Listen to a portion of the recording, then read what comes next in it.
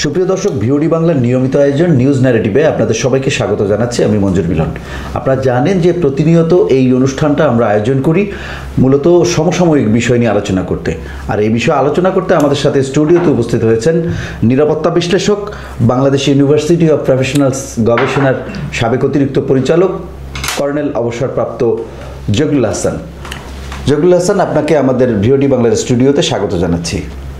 আপনাকে ধন্যবাদ এবং আমি ভিওডি বাংলার সকল দর্শককে আমার পক্ষ থেকে কৃতজ্ঞতা জানাচ্ছি এবং ধন্যবাদ জানাচ্ছি আমাকে এখানে আমন্ত্রণ জানানোর জন্য। আলোচনায় আসা যাক। আসলে বাংলাদেশের যে নিরাপত্তা ব্যবস্থা, আমরা মানবিক করিডোরের কথা বলছি। আসলে মানবিক করিডোর বলে আসলে পৃথিবীর যে বর্ডার এরিয়া আছে বা এই ধরনের সিচুয়েশন, যেসব সংকট যেসব রাষ্ট্রে তৈরি হয়েছে ইতিপূর্বে দেখেছি, সেখানে মানবিক করিডোর নামে কোনো শব্দ বা এরকম কোনো টার্ম আছে কিনা। তাহলে বাংলাদেশের নিরাপত্তা অর্থাৎ আমাদের নিরাপত্তাটা কোথায়, বা আদৌ মানবিক করিডোরটা কি?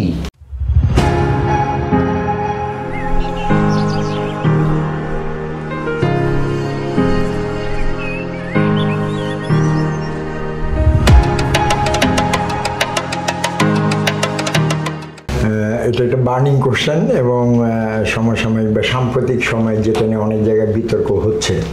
তো প্রথমে আসে যে মানবিক করিডোরটা কি বা এটা কেন। তো মানবিক করিডোর আসলে অস্বীকৃত কোনো পন্থা না। এটা জাতিসংঘের রেজলিউশন 418 বাই সামথিং, আমি ভুলে গেছি, সেটা এখন মনে করতে পারছি না, বাট জাতিসংঘের এটা রেজলিউশন পাস করানো আছে, যদিও এটার প্র্যাকটিস শুরু হয়েছে অনেক আগে। প্রথম এই দ্বিতীয় বিশ্বযুদ্ধের পরে ইহুদি শিশুদেরকে আপনার জার্মানি থেকে ইংল্যান্ডে স্থানান্তরিত করা হয়। এই মানবিক করিডোর বা এই শিপমেন্টের এই প্রক্রিয়া তখন থেকে শুরু হয়।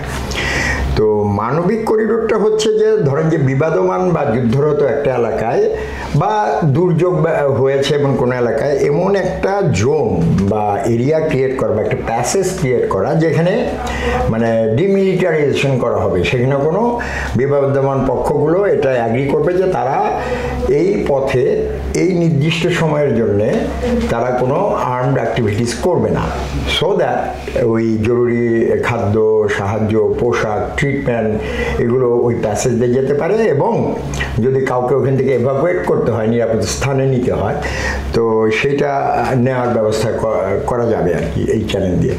তো এটাই হচ্ছে মানবিক করিডোর। এখন কথা হচ্ছে যে এই মানবিক করিডোর এটার হিস্ট্রি কিন্তু অনেক ক্ষেত্রে খারাপ আছে এই কারণ এখানে অনেকের সাথে এটা প্রথমেই হচ্ছে দুই বিবাদমান দেশের মধ্যে একটা অ্যাগ্রিমেন্ট হতে হবে।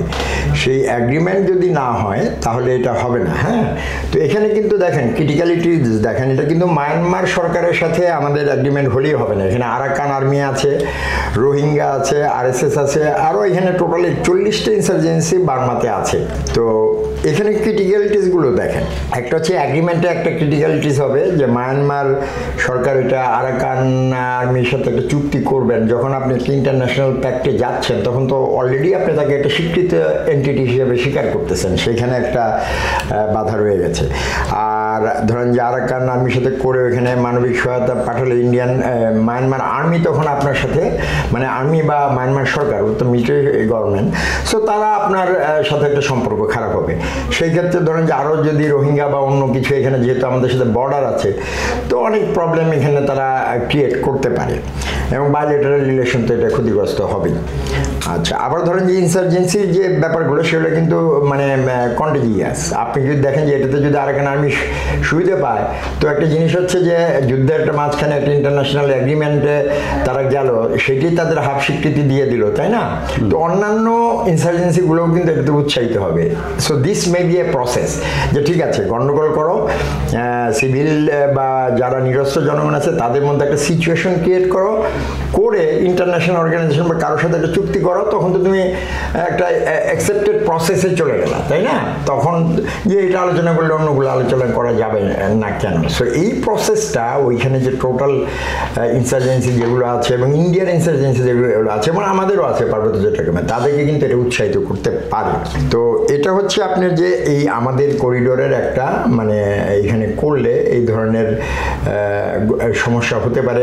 আর স্ট্র্যাটেজিক সমস্যা যেটা পরে যদি প্রশ্ন করেন আমি সেটা বলবো, বাট এটার সাথে রিলেটেড এই সমস্যাগুলো রয়ে গেছে। এখন আরেকটা বড় স্কেপটিসিজমের ব্যাপার হচ্ছে এটা কিন্তু আপনি ইন্ডিয়া থেকেও দেওয়া যায়, থাইল্যান্ড থেকেও দেওয়া যায়, ইভেন আপনি সি রুটে ওটা দিতে পারেন। এশিয়া ইউএস এর প্যাসিফিক কমান্ড তো আছেই নিচে দক্ষিণ দিকে, সো ইভেন এয়ার রুটেও দেওয়া যায়। হ্যাঁ, তো এটা কেন বাংলাদেশের এখানে তো সন্দেহের এটা কিন্তু একটা বড়, যেখানে অলরেডি বাংলাদেশে একটা মানে বিপ্লব পরবর্তী অবস্থায় একটা মানে আপনার আনস্টেবল কন্ডিশন চলছে, তাই না? পলিটিক্যাল স্টেবিলিটি ছাড়া তো আপনি একটা দেশকে স্টেবল বলতে পারেন না।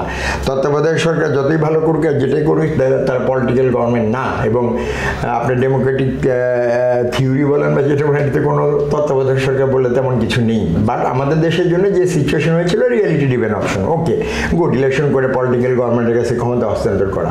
তো এইটা যদি আবার কোনো দেশের স্বার্থজনিত কারণে এটা দীর্ঘ সময় রাখার কোনো পরিকল্পনা থেকে থাকে, ওয়েল এখন জনগণকে তো এটা অ্যাকসেপ্ট করতে হবে।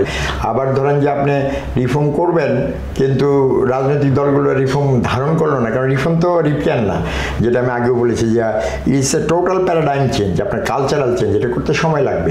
তো পরবর্তীতে তো রাজনৈতিক সরকারই আসবে, সে যদি ধারণ না করে তাহলে এটা বাস্তবায়ন হবে না। ইতিহাসে এরকম রিফর্ম অনেক হয়েছে, যেমন আমি বলি আকবরের অনেক রিফর্ম ছিল, তাই না? আপনি দিন এলাহি নামে একটা ধর্ম করছিল, সেটা কি আছে? বিকজ জনগণ এটা ধারণ করে নেই। সো আপনি একটা সিস্টেম করে যাবেন। ইভেন আমি জরুরি অবস্থার সময় 111-এর সময় তখনও অনেক রিফর্ম করে আসছি, একটাও আছে না, বিকজ এটা ধারণ করেনি। তো জনগণকে ধারণ করতে হবে, রাজনৈতিক নেতাদেরকে ধারণ করতে হবে, রাজনৈতিক দলকে ধারণ করতে হবে, কারণ আলটিমেটলি তারাই মানে আপনি ধরেন যে এটা ড্রাইভিং ফোর্স হবে বা এটাকে নিয়ে যাওয়া হবে। সো এই সমস্যাগুলো আপনার রয়ে গেছে।